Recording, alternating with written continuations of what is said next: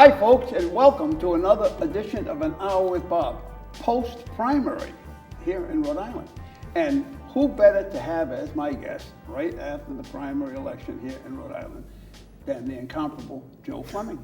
Joe Fleming from Fleming Associates. How you doing, Joe? Good, Bob. Very good. How did the election go?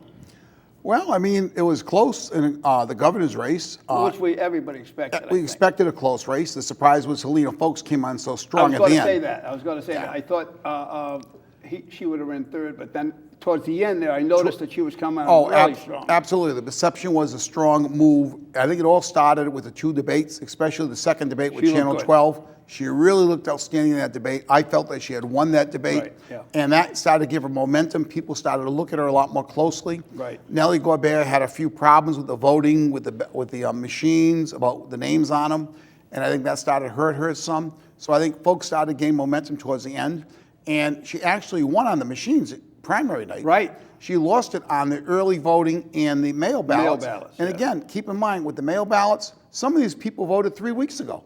Before the debate, which is crazy. And before Helena Folks started to get the momentum. That's why one of the reasons why I don't like early voting. I don't like early voting, and I don't like being able to vote by ballots unless you are infirm, unless you've got a problem. Well, what it does is it allows more people to vote. Well, this is where my contention has always been for 40 years. I studied politics in Roger Williams, and I've always said the reason they have elections on Tuesday is they control the vote. Have elections on Saturday. Have elections on Saturday when it's easier for people to get out any time during the day and vote, whereas on a work day, it limits. Right, but keep in mind, there's people that work very strange hours now, even on Saturdays. So by having the early voting, by having the mail ballots, I think it gets more people into the voting process. It didn't, though. Well, it was a little lower than average for this time, but we expected that because there was really no enthusiasm about this primary. But 2 years ago in 2020, in the presidential race, we had over 500,000 people that voted in Rhode Island. That's the highest ever. And again, 1/3 of them were mail ballots, 1/3 of them were early voting, 1/3 were at the polls. So back then it worked. We're going to see this year, come November, on how many early votes there are going to be, how many mail ballots. That'll give us a better idea.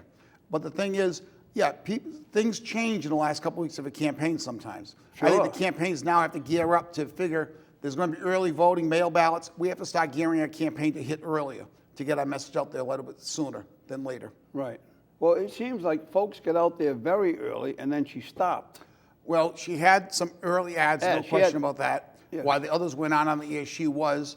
I think she kept her ads going, but I think at the end, the momentum was just there. She came across in the debates as looking like somebody who could be the governor, who seemed to have answers to a lot of the questions. When Tim White did that rapid fire, one answer thing, answer these questions about government, she had all the answers. Right. None of the other candidates had all the answers. Well, so she looked good. I think that what killed Nellie, besides the ballot thing, there was one of the questions they asked her about. She was very much involved in the housing, right? Right. She was going to be the housing governor. Right. And they asked her about the price of the housing, and she did not have the right answer. She was way off. So again, people look at those types of things. Sure. We don't know what moves all the voters, but I mean, I've never seen a candidate come on so quick after a debate, and it looks like Helena Folks did. Again, still fell about 3,000 votes short, but she really made the move. Right, right. Was you surprised at the negative effect that had towards Nellie Gorbea's campaign? Because she looked like she was a strong second. Yeah, I mean, the feeling was that simply if Helena Folks was coming on, she was probably going to draw votes away from Nellie. Right. I mean, this reminds me of 2010 when you had Lincoln Chafee, John Robitaille, and Caprio running for governor.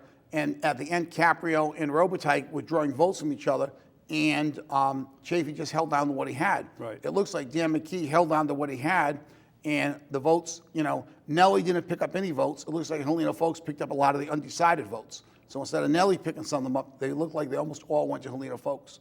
Right, right. Now in the general election, different ball game altogether. Right. Now, what's the breakdown? Republican, Democrats, Independents. Right Are now, there more Independents than Republicans or Democrats? Yes, there's 40. Right now, the registration in September has 41% Democrats, 14% Republican, and 45% independents instead of Rhode Island. Right. But again, depends where you're looking. If you look in the city of Providence, you have a lot more Democrats, very few Republicans. But the breakdown is 41% Democrats and there's only 14% Republicans. So independents make up 45%. Right. And that's where Republicans have a chance to Rhode Island. They have to cut into that 45%. They have to get the bulk of them, Yeah, absolutely. right? Yep, no question about that. Now, in the second congressional district, right? In this general election, because there are so many independent voters, and because of the abortion issue, Right. it's going to play big. That would be, I think, the number one issue. Well, for them. yeah, first of all, the second congressional district is less Democratic than the first congressional Correct. district. You have part of the city of Providence, and they're not half of it, a little bit less than half. Then you got Cranston and Warwick and a lot of the small communities after that. Right. So it is more independent. But I think, Bob, you're absolutely correct. Abortion is going to be a big factor in this race. We've seen it all across the country when special elections and congressional special elections this year, Democrats have either won them or done better than expected in those races, and they've been using the abortion issue. Right. So I think you're going to see Seth Magazine really try to pin Alan Fung down on this. I think they're going to use the abortion issue and his ties to McCarthy and Trump. the mega Trump, Right. the monsters, That's what they're going to be playing on big time. the monster series. No question about that. Whatever happened to Biden's idea of unifying the Democrats and Well, I think you saw at the beginning of Biden's term, I think they tried to do some unification stuff, getting Republicans to work together. It didn't work. Right. I mean, we've seen over the years that the party out of power is going to try to stop the other party as much as they can.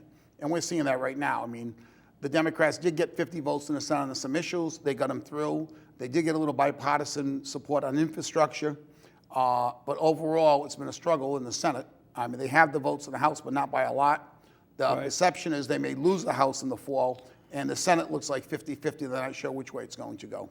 well, actually, I think the Roe turnover overturn is going to help them in the election. That has helped, and there's no question. Secondly, Joe Biden's job approval rating has been inching up slowly. It's still on the negative side, but it's better than it was 2 months ago. So the Democrats are more optimistic, but again, I think it's going to be a difficult road to hold on to the House.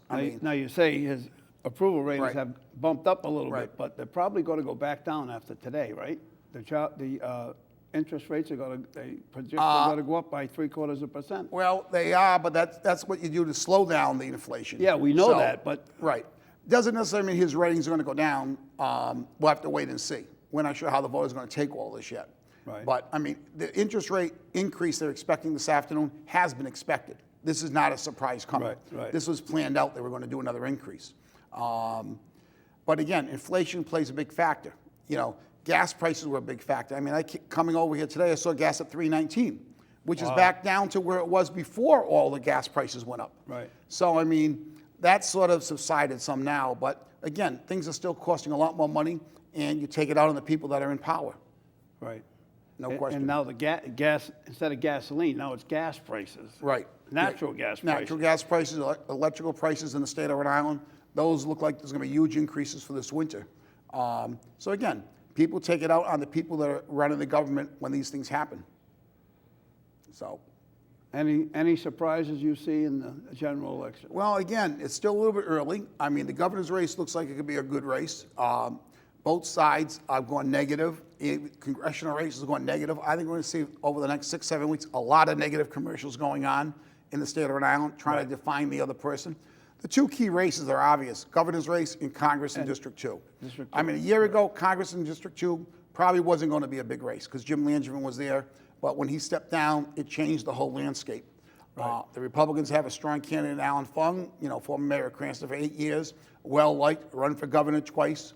And you can see the national Republicans are already coming in, supporting him with money. They're going to throw a lot of money. They are throwing a lot of money because this is a seat they felt a year ago they had no chance. Now they feel there's a chance to win it. No, they can. Plus, it keeps Democratic money tied up here. So I think you're going to see that as the one. In the governor's race, you're going to see a lot of outside money come in there also. I think you're going to see a lot of independent expenditures coming on both those races. So Now, the strongest thought against the Republican candidate is has no roots in Rhode Island. yeah, there's no. ties. I mean, and I'm sure the McKee campaign of the Democratic She's got Government cute commercials. Association. I like her commercials. Yeah, they're going Couple to of play them the are pretty fact good. that she's brand new to Rhode Island, that she's just came in here. They're going to tie. She's very much pro-life. They're going to tie it to the abortion issue. Right. You know, they're going to just tie it to Trump and she said that she admires DeSantis from Florida. But So she that- changed that, didn't she? Well, yeah, but they have her on record saying that. They're going to use that, I'm sure, against her. So there's going to be a lot of things. And the question is, how strong will she appeal to the independent voters in Rhode Island? Right.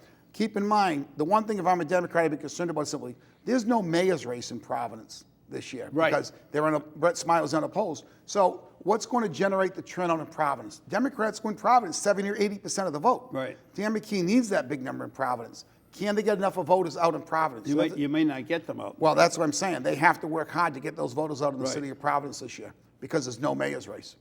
So it could be interesting. I mean, I've been around long enough to know, you don't count anybody out this early on. The debates haven't started yet. We're going to see how both these candidates do in their debates. And there's also 3 other independent candidates running. Not any name recognition among them, Right. but they are on the ballot, so you're going to see what they draw. Well, they can make noise too, even if they Right. don't win a lot of votes. They can cause some Again, you're correct. Correct. controversy. But again, you got to see how strong of a campaign they actually run and how much money they actually have. Because it takes money to get your message out. Right. As I think the candidates found out in CD too. Even with a lot of money, doesn't mean you're going to get a lot of votes. Now you said there's 3. Now I'm trying to think of who the 3 are. Who are the 3? I don't remember the names off the top. One's a libertarian, I know that. Right. One's a young person. Right. I remember that. And I can't remember who the third one is. And there's our disadvantage Right. because we don't. Their disadvantage, I should Right, say. if we don't have the names. We don't I even have know the who they names. are. I have the names in my office. I just don't have them on the tip of my Right, tongue. right. Again, Yeah. the point being that it's to their disadvantage. Right. That they have no name. That's why I'm saying recognition. that they need to get themselves out there stronger. And they got to get some Some spend money some to money. get them, right, to get the Get message some out money there. together. How do you Exactly. get money together without name recognition? Right. One feeds off the other. Right. It's going to be very difficult. Yes.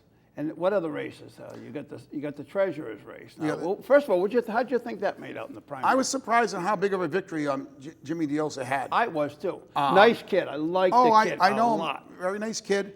I wouldn't call him a kid. Yeah, we're both possibly calling him kid. Former mayor. Compared to us, he's a kid. Yep. But I mean, I was surprised in the size of victory, about a 10-point victory. I mean, the poll we did showed a huge undecided and the 2 of them neck and neck. But again, he's somebody who's been in the state his whole life. Stephen Pryor did not start with a base of support, let's say, Right. because he was a Commerce Secretary. He didn't lock in a basis support. Right. So, I mean, that was an advantage. I got his leaflet here. James DeOsa had support from a lot of the mayors, Right. and that helps in the Democratic primary with small turnout. Here's his leaflet. Right, yeah, I've received that. Yep. Unprepared, too risky, James DeOsa, he called him. Mm-hmm. Experience ready on day one. Decades of financial experience. I mean, he comes on, he's a very strong candidate. Right. I thought he was Yeah, a very strong candidate. I thought that was going to be a lot closer race, but again, that's why people vote. People's opinions may not, I have my opinion, but everybody else felt differently. Exactly. It was a lot more one-sided than I expected it to be. Me too. I thought, again, Yeah. like you, I thought it was going to be a close election. Mm-hmm. Now, the Secretary of State's race. Greg, I would think Greg Maury, he won the primary fairly easily. Right. He didn't have any, his competition, again, didn't have a lot of money. And again, as we keep saying, if you don't have the money, that makes it a lot harder. Yes. You got to get your name out there. You need to be on TV, radio, to let people know who you are and what you stand for. And a lot of times the candidates don't have those resources. And what kind of money are you thinking? 2 million, 3 million? Depends on what you're running for. All right, for governor. For governor, 5? you could go up to 5 million. Again, the thing with the governor's race and congressional race right now, you have the independent expenditures, outside groups that have no ties to the campaign. Right. They cannot coordinate with the campaign, but they will do things for your candidate. On their own. Right. They'll do things for the candidate or against the other person with TV ads. We've seen Rhode Island laborers in Rhode Island, I think, have done a number of commercials for Dan McKee over the primary season.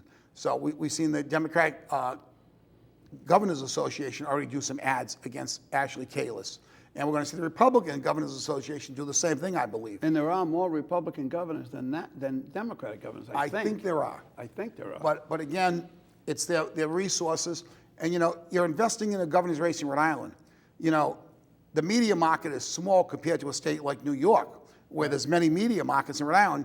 you advertise on 10, 12, and 6, you're hitting the whole state of Rhode Island. Sure. You know, so in So some that's ways, why it's 5 million and not 20. right, right. That's why it's cheap money in some ways to invest in these races Right.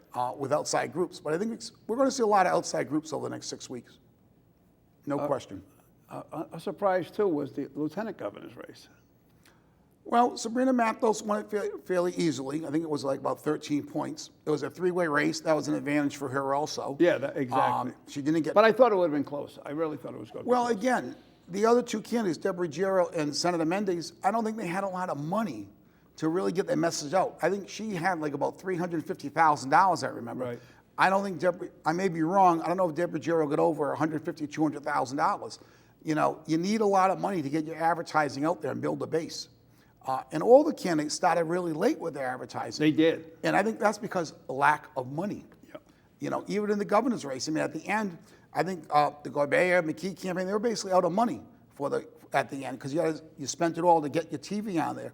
The other races down the ballot, they didn't have a lot of money. James Yosa did not have tons of money for the ads. No, I know it. He had didn't one spend ad. it. That's he why I was thought using- it would have been closer because he didn't have any Right, money. and that was a conventional wisdom.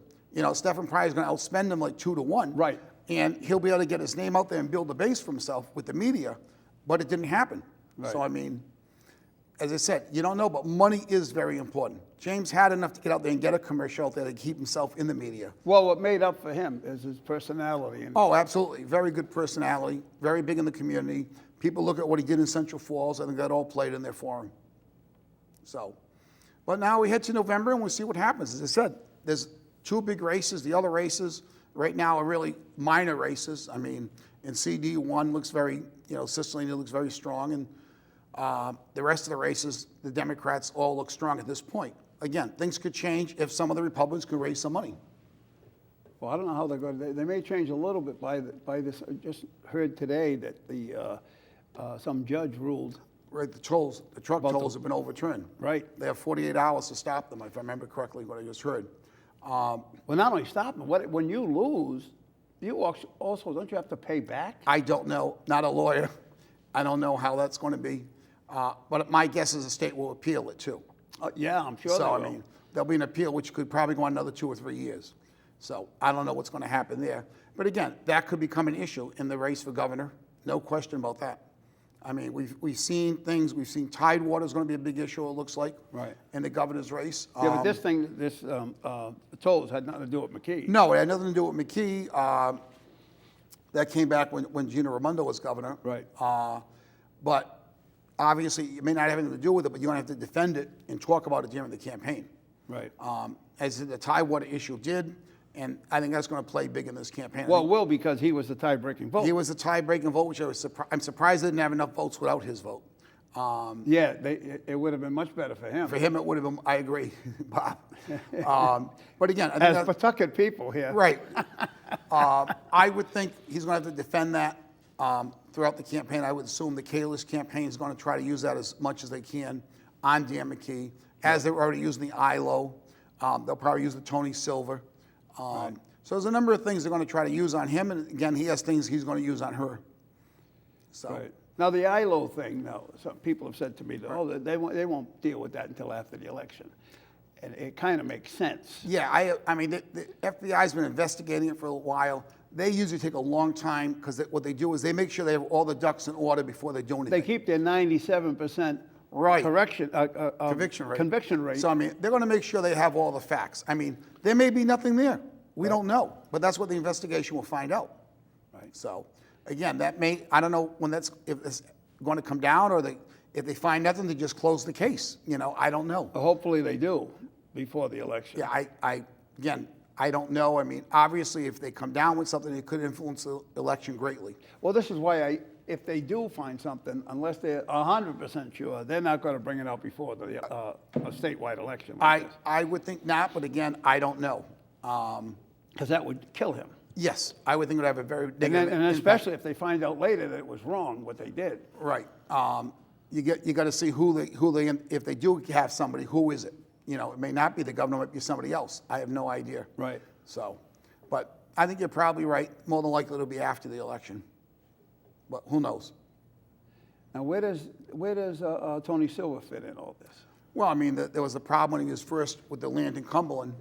There was that controversy, and he ended up resigning as chief of staff. So they'll probably talk about that a little bit. But I think that the two main things they're going to talk about is ILO and Tidewater. Right. Find the Republicans. Right. I think those would be the two big keys that they feel they can move voters with. And I don't know how many people know all the facts about Tidewater and ILO at this point. So I would think the Republicans are going to try to educate voters on those issues also. Right. Kind of good. I want to know too a little Yeah. more. I'd like to know a little more. So I'd they like know to know more. why and I'm going to ask the governor that very Right. thing. Why didn't they put that at McCoy Stadium? Yeah. That'd be my argument, being a Pawtucket taxpayer. Well, right now, it looks like there may be a high school going to McCoy Stadium if the voters approve That's it. what they're saying, yeah. Right. That's what they're saying. If it works out, You know. especially in light of most of the money coming from the feds.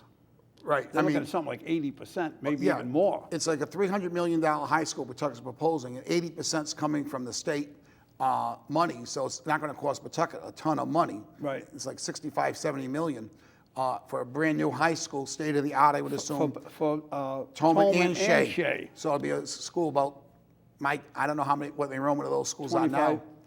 I don't know if it's that high. 2,500, no? I don't know. Well, when I went to West, which is now Shea, it was 900 and something, and Tome was like 15 or 1600. Yeah, I think those numbers are way down now. Are they really? Well, when I graduated, there was 415 in my class. Now you went to Tolman. Tolman. Now there's like 200 in the classes. Really? I Yeah, didn't so they're a realize lot it. smaller. Wow. So I don't know what the numbers are, but my guess will be somewhere between 1,800, 2,200 students in the school.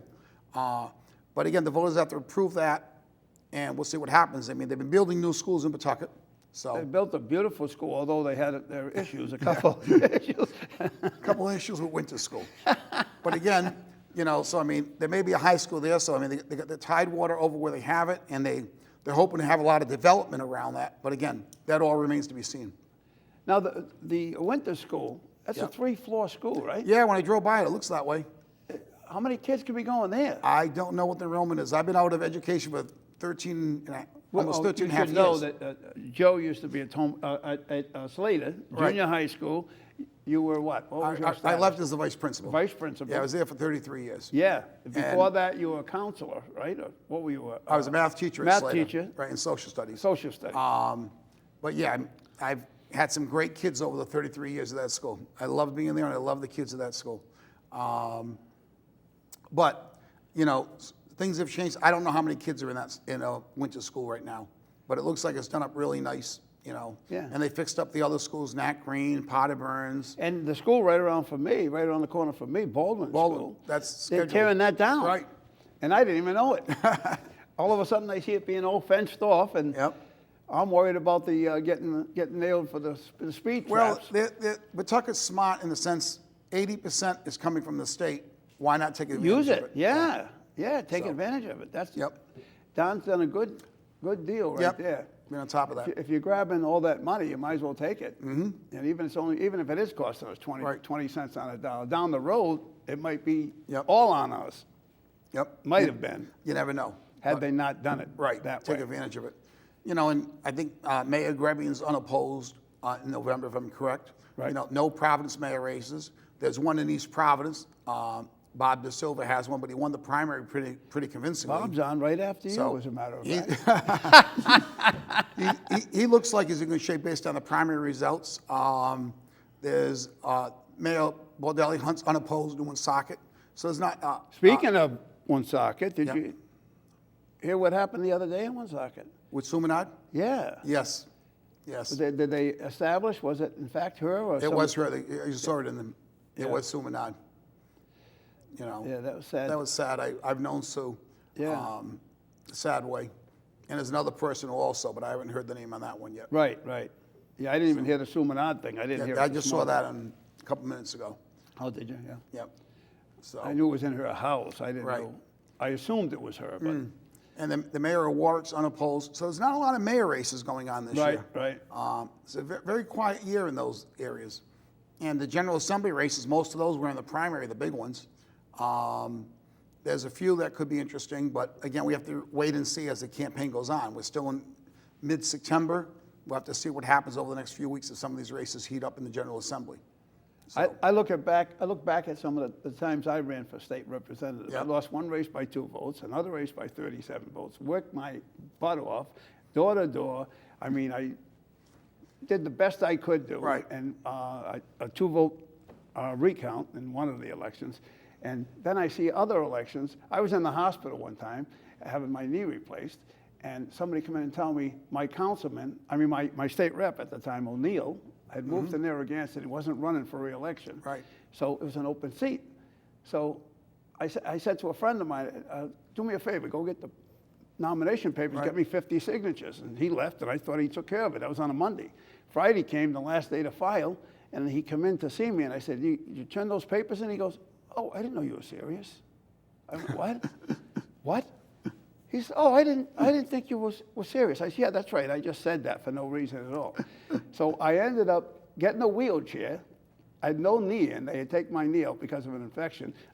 I got a ride down to Roosevelt Avenue. I went into, what is that, Kennedy down there?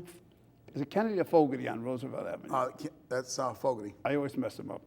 Anyway, I went in there in the lobby and I started getting signatures. I got 65 signatures on a Friday afternoon before 4 o'clock. I turned them in at the Board of Elections, went back to the hospital. Monday I called. Guess what? I was one short. Oh. Out of the 65, only 49 qualified. So it would have been a cakewalk. Yeah. In fact, it ended up being, the guy that ended up taking the spot was the councilor. He had no opposition. John Philippe Barrows. Yes, he had Who no just opposition. got beat 2 weeks ago. He got beat? Got beat? Oh, yeah. He got defeated. I don't know how. They spent a ton of money over there. I mean, I was getting flyers every other day. He lost. To what, Flanagan? Was No, it was I think it was Jennifer Stewart. Stewart, yeah, okay. Right. Mac Barrows won one precinct, and he lost the other 2 precincts. Really? Yeah. Now, that's a shock to me. It's in lieu of the amount of money that was. Yeah, basically three incumbents lost: Barrows, McLaughlin, and Williams. McLaughlin from Central Falls, Cumberland. Right. And Williams, she's from Providence. She's been there about 30 years. So. Yes, yes. Didn't she have a hyphen in her name? Williams? Anastasia Williams. Oh, Anastasia Williams. Yeah. Oh, that one. I'm thinking of the other one. Whoa, Yeah. she won. Yeah, she won. Yeah. Wilkinson. Wow. Yeah, John Philippe Barrows could beat, I think, by about 70 or 80 votes. That's a surprise to me. That's it. Well, as we say, that's why you have elections, because things change, and you think one thing's going to happen, and the voters feel differently. Wow. And that's why this November could be very interesting. Well, listen, I'm going to have you back. We're going to shorten this out because I know you got to leave. Okay. I'm going to have you back. I hope you Sure. come back before the Be glad to. election. We'll do it over again. Okay. We'll analyze you'll be the pro, I'll be the amateur. We'll talk about what's going to happen in No the problem. general election. No problem. All right? Sure. Joe Okay. Fleming, thank you for stopping by and pleasure. spending a half an hour with Bob this time. And we'll be right back.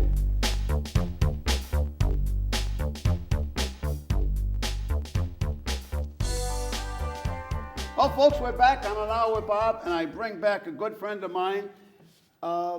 He just won a primary, a 4-way primary in East Providence. And he's on to the general election. He's been the mayor for, we're going to find out how many years now. But before he was a mayor, I knew him as a Pawtucket patrolman, and who went on to become an officer in the Pawtucket Police Department, was there.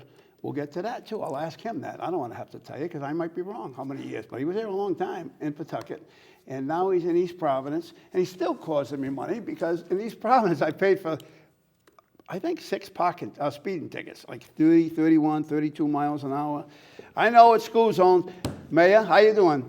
Doing great, Mayor Bob. DaSilva, how you doing, Robert? Nice to see you. How you doing?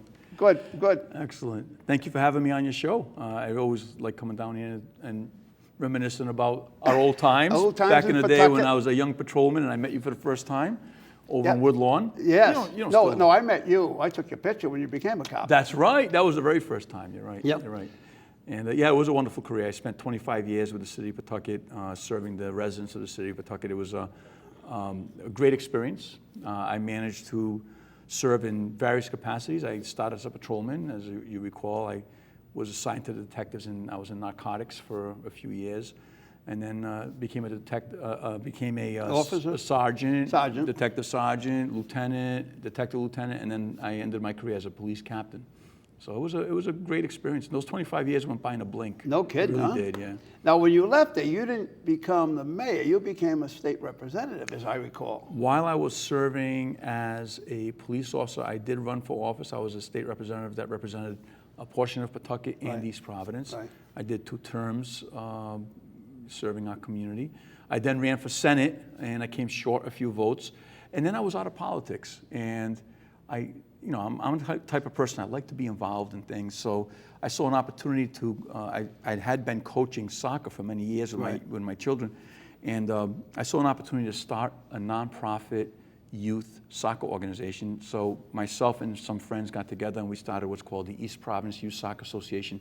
It's now one of the largest youth soccer programs in the state. And I no longer run it. The president now, Mike Resendiz, runs it. But it was great doing that. And I thought I was out of politics. Right. The people of East Providence decided they wanted a different form of government. We used to have a city manager. That's right. You were the first mayor of East Providence. I was blessed to be the first mayor. I feel honored to be the first mayor. But what happened there was, once again, the people of East Providence saw the mismanagement, the budget commission, all the problems, the old political powerhouses that really were causing issues and problems in our city. The establishment. The establishment, as you want to call it. They wanted to change, and they voted to change the form of government to an elected mayor form of government. Right. And then people started reaching out to me, saying, "Hey, Bob, you're involved in the community. You run the soccer organization. You're a person of honor and integrity. You used to be an elected official. Do you want to run for mayor?" My first response was no. I didn't want to run for mayor. I was happy involved with the youth soccer. But after a few conversations, and I said, "Look, you have to convince my wife." I was just going to say that. It all comes down to the other side. You need family support. And I said, "Convince my wife. Let's have a sit down." And we did. And thank God, she's super supportive. I mean, this re-election that we're involved in right now, and in the initial election, she's been by my side and one of the strongest advocates for me in the campaign. And I'm very blessed to have her and support of my mom and dad who are still around. The primary we just had was a dreary day. There was rain. Yep. And there's my dad and mom And out there in the rain. your last one, as I recall, was a rainy day. Yeah, too. you got a great memory. I Yes. worked in your campaign. I remember that. Yes, that's right. I was working for McKee, but I was passing out your leaflets too. I remember that. It was a rainy day, that one too. Also. Exactly. So. And as this one was, and then I was over there. Remember, I ran into you guys. Yeah. And the way. Yeah, it was. It just happened that both of those. I guess rain is good luck because we had a great result in the primary, and hopefully that carries through to the general election. I know it was 4 people in the race, right, in the primary. Yes. So East Providence local elections for council and for mayor are nonpartisan. That means Right. if you have more than 2 candidates announced. Doesn't make any difference, Republican, Democrat, or anything. Doesn't matter like what Pawtucket, like right. Pawtucket was. Doesn't matter what you are. So we had 4 candidates. The 2 top vote getters go on to the general election in November.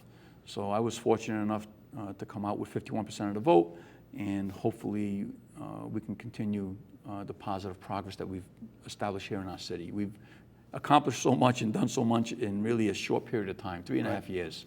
So. All right, I'm gonna give you a couple shots here. Sure. First, not shots. I'm going to throw some at you. Yes, I'm not going to knock you absolutely. any shots. I'm not here to debate you. No. The Key project. What is that all about? The South Key, well, that's a great project. So the South Key is a piece of property that was filled in back in the 1980s, and it was supposed to be a multimodal port to transport coal, believe it or not. Right. And it would connect to rail lines. Rail lines would bring the coal. So that never developed. It never became anything. But the land was there, sitting there from the 1980s, doing nothing. So working in conjunction with new property owners and with the Governor McKee and his administration, we're looking to develop this as a deep channel port that will serve the offshore wind industry. Many people may not be aware that there will be billions of dollars of investment in the offshore wind industry. And Rhode Island doesn't have the port capacity to support that. Right. So when we saw this untapped potential on our waterfront, we worked with the ownership, with the state. So we've got a public-private partnership. The governor was able to get $35 million into the state budget. We got the support of Speaker Sakachi, President Ruggiero, and so that passed. And now we're looking at hopefully completing, we broke ground on it the other day, but completing phase 1, which would allow for 1 berth. And we're talking about good, high-paying technical jobs, not only in the short term for the construction of the project, but also long-term, because what will happen is these big components will be shipped by barge. Yeah. And they are big. And I've seen them close up. They're huge. And they will be shipped by barge to this new port in East Providence called the South Key. And technicians and workers will assemble them, wire them, get them ready, put them back on a barge, and ship them out to the final destination. Because once you put them together, they'll never fit on the roads. Never. No. As As a matter of fact, 180 feet, as far as I remember seeing them in the West Coast when I was in the Delta region of California. It was 180 feet from point to point. yes, they're very large structures. And the great news is once the port is built, the traffic will all be water traffic. So barges will bring in the components. They get assembled raw material. They get assembled on land, Yep. and then put back on barges. Right. So it's not, during construction, of course, you'll see, vehicle traffic coming in and out as the construction goes on. But once that construction's done, the operation of the port will be mostly water-based. All right, now, I think I know what you're talking about. And that's the area that's down by, there used to be a guy down there that had old cars, fancy old expensive old cars. He had a... Oh, the East Providence Yacht Club, I think, are you talking about that? No, but I know exactly where I know where that is. Yes. But I'm talking about that mesh of land just before you go up the hill to go to the Veterans Parkway. So where this location is, if you're familiar with Tuckwanton Nursing Home, and you're familiar with the Bow Point Park where we have our Bow Point concert series. Yeah. If you were just to drive past Bow Point, it's the road that needs to get built and finished that would lead you in onto where this property is located. So it's right, the easiest way, the main point of access will be Waterfront Drive. Okay. So you'll be able to get there from Waterfront Drive. By the way, the ownership of this land, the people who own it, they also are the ones who are involved with Live Nation, and they're the ones that had brought the Bow Point concert series here to East Providence. They are going to be breaking ground, hopefully later or early in 2023, to build an outdoor concert venue, which is going to be similar to, if not exactly like, I'm not quite sure, to the Leader Bank Pavilion in Boston. Oh, wow. They built that concert venue in Boston, and they're going to build a concert venue here on our waterfront. In East Providence? In East Providence. It's going to be fantastic. Wow. Yeah. We're very excited. There's so many great things happening in East Providence. Over the last 3.5 years, it's hard to believe the progress we've made in such a short period of time. All right, affordable housing. We're working hand in hand with the McKee administration to bring more affordable housing opportunities. We broke ground on one called Ivy Place across the street from City Hall. We had a piece of land with a couple of old defunct school buildings that we took down, and we subdivided the lots. 8 of the lots were for single-family homes, and we bid them out so that individuals would be able to buy it. We didn't want a big corporation. We didn't want a big corporation coming in, or a big company buying them all out, and then just, we wanted individuals to buy it, so we bid that out. And then 3 of those lots were deed restricted as affordable housing, duplexes. So we actually went out to bid. We're evaluating the bids now, and our goal is to have those be owner-occupied affordable housing. So one side would be lived in by the owner. The other side would be rented out? Deed restricted at affordable rent. So we're creating 6 brand new units. But we really hope to see a lot more. We need a lot more affordable housing.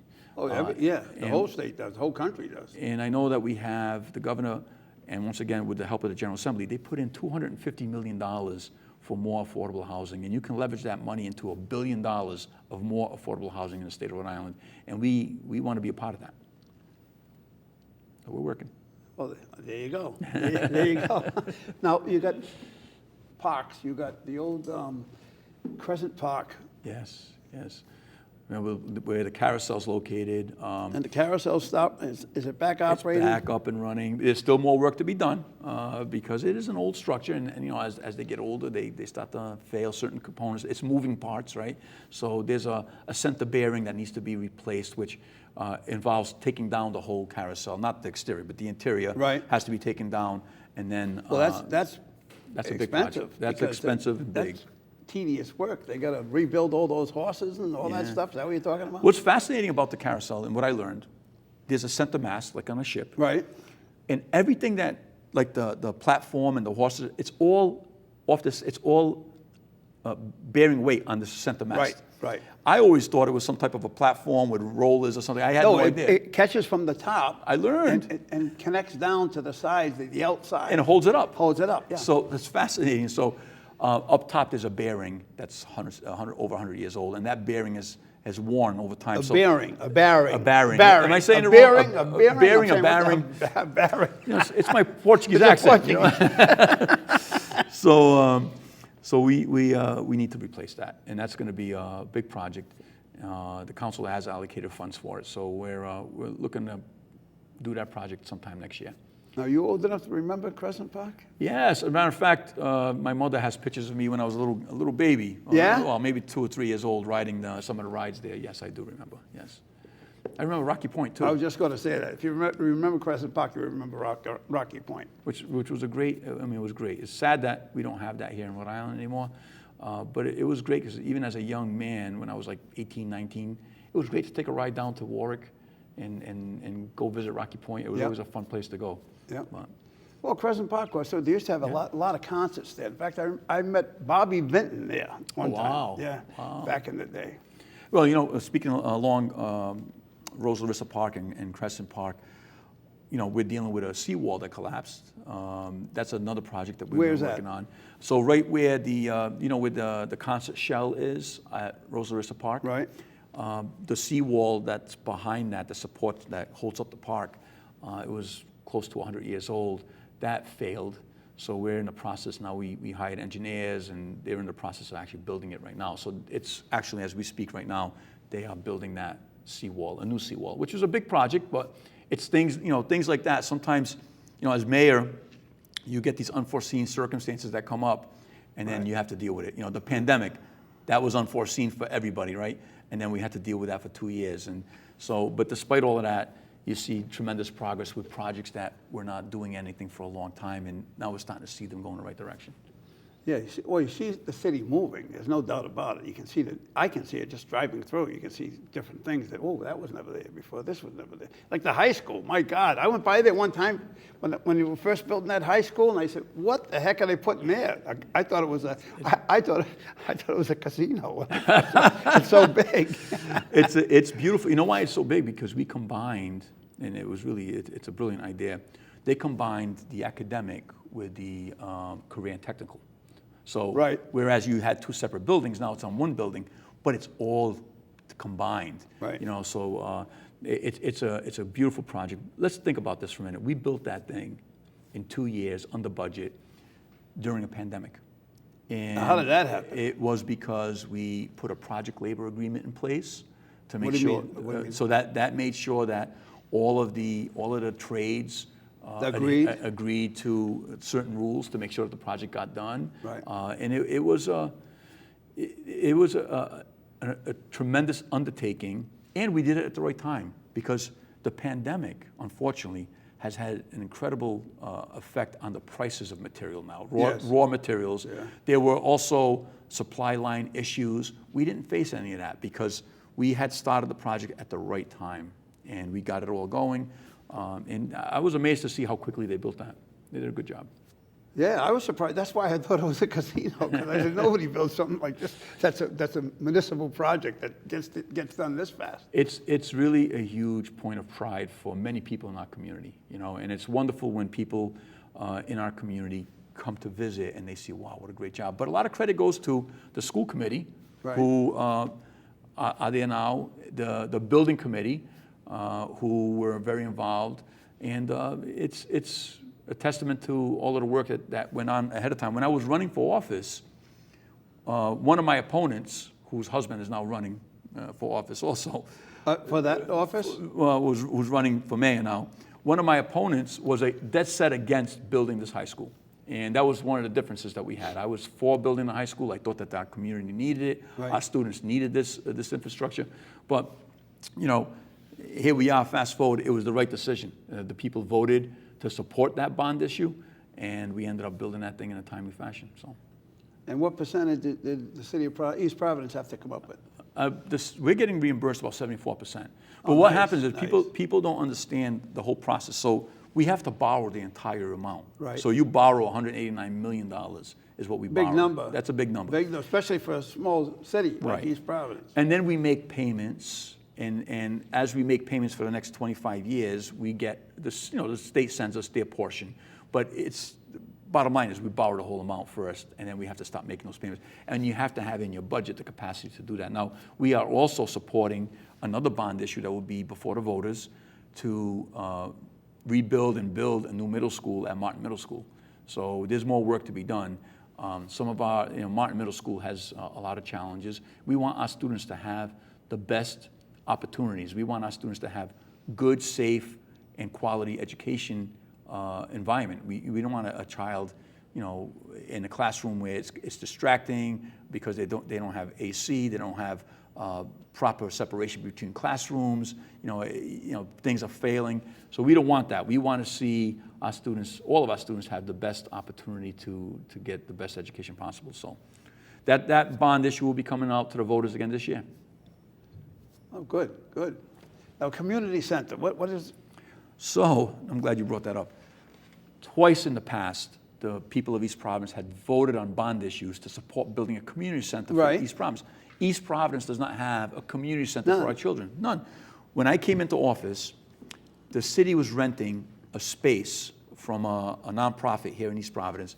We were paying about $60-something thousand a year, I forget what it was, $65,000 a year, for a space that was woefully inadequate and quite honestly not where I'd want to send my kid, right? Right. So it was brought to my attention, hey, Mayor, check this out. I went and checked it out. I Yep. took a tour. I was like, we're out of there.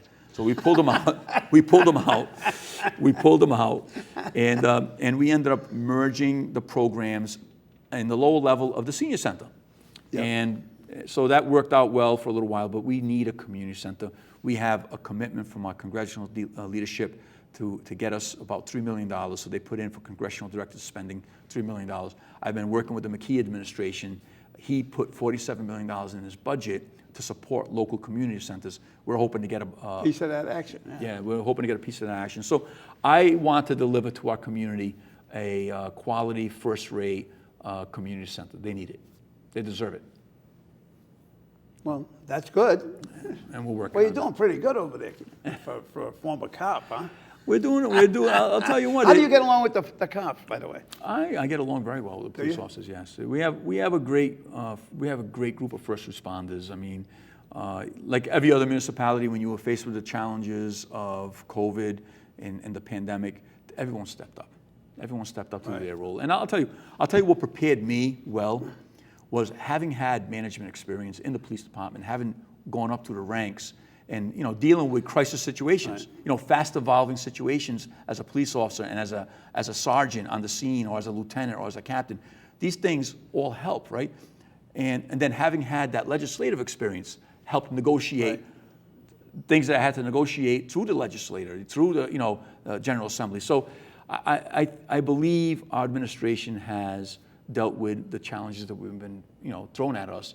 We've dealt very well with those challenges, and we hope to be able to continue that work for the community on behalf of our residents for the next 4 years. Yeah, and that was the other question I was going to have. It's a 4-year term. Yes, sir. Pawtucket's still a 2-year term. Yeah, I was actually speaking to Mayor Grebian. I mean, I think Mayor Grebian's done a good job there, but having stability, having a 4-year term, allows you to see projects through to completion. Right. It takes a lot of time to get things done. People sometimes so a lot of times people say, well, how come this is not done? They think you can snap your fingers and get things done. Right. It takes a lot of time when you're dealing with bureaucracies, when you're dealing with having to follow The permits and everything laws, else, yeah. like state laws, It may be a permit that I need to get, a state permit or a DEM permit, CRMC permit. There's all these things, even doing things within our state roads. I need to get DOT approval. There's so much that happens behind the scenes before you see a project actually break ground or before you see that project completed. Right. There's so much that's happened. Sometimes years of work has gone into finally getting a shovel in the ground.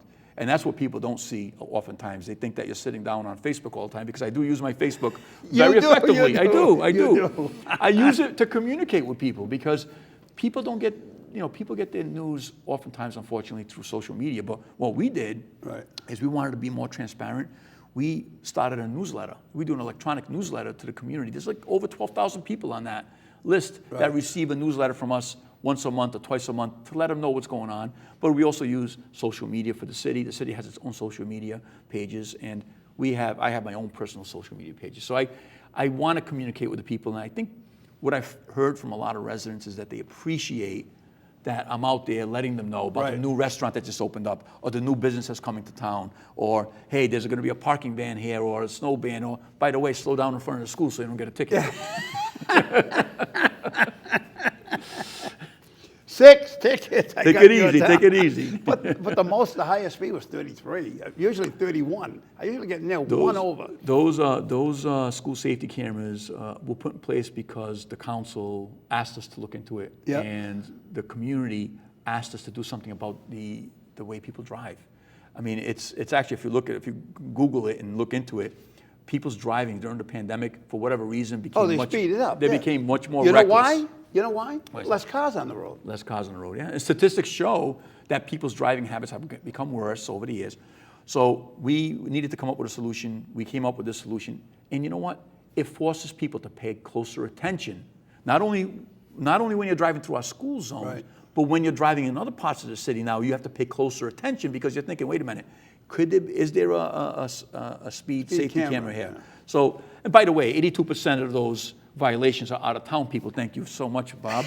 And those violations and the revenue that comes in goes to offset any potential tax increases to our residents. Oh, so I've kept your taxes down. I appreciate that. Thank you. But in my defense, folks, this is in the school zone. That's on Pawtucket Avenue, East Providence, which is 4 lanes, 2 lanes on each side.